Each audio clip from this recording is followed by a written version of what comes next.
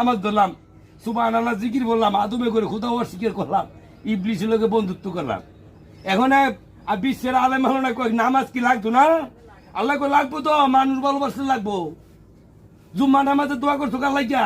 মানুষের লাগিয়া। আসরের নামাজে মানুষের লাগিয়া। ফজরের নামাজে মানুষের লাগিয়া। তাহাজ্জুদের নামাজে মানুষের লাগিয়া। মানুষ ভালোবাসতে নামাজ লাগবো। মানুষের ভবিষ্যৎ আছে, নামাজের ভবিষ্যৎ নাই। হিন্দুরা মূর্তির ভবিষ্যৎ নাই, না মুসলমানের নামাজের ভবিষ্যৎ নাই। ভবিষ্যৎ হলো দুই জাত, জিন আর ইনসান। এই জন্য মনমোহন একটা গান গাইছে, বিবেক বুদ্ধি হারাইয়া হাত বাড়ায় ডাকস করে লাগ পাইবি না অনেক দূরে। যার সঙ্গে তোর ডাকাডাকি, তার সঙ্গে তোর মাখামাখি, রাইকে তারা আপন করে ভাবনিও না মুক্কার করে, শাহী রোগের অতিন করে কইসি কোথা পাক করে নে।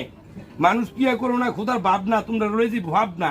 আদমগারি যাত্রী আমি, আমাকে চিনতে যায় কতজন জঙ্গলবাসী, এখানে বলছি মারা বানাচ্ছ মাকে তারা পাও যে নিজকে নিজে রবকে চিনছে। আল্লাহ মানুষ ভালোবাসার কথা কইলে মুসলমানের চেক করে উঠে, যারা মসজিদে যায় তারা কি মুসলমান না? তারা কি মানুষ না? আল্লাহ কই নিজেরা নিজে ভালোবাসিস না।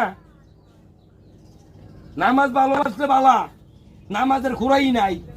পাঁচ ওয়াক্ত নামাজ ফালতে টেয়া পয়সা লাগে না, মা বাপ সেবা করতে মা বাপ ফালতে টেয়া লাগে। রিক্সা চালান লাগে, ভ্যান গাড়ি চালান লাগে, ঠেলা গাড়ি চালান লাগে, মাটি কানুন লাগে, কাঠ মিস্ত্রি কাজ করুন লাগে, লোহা লঙ্করের কাজ করুন লাগে। নামাজ পড়তে টেয়া পয়সা লাগে না। মা বাপ রে লয়ে গেলে সোনাগা হোটেলে দুনিয়ার টেয়া খরচ হইব।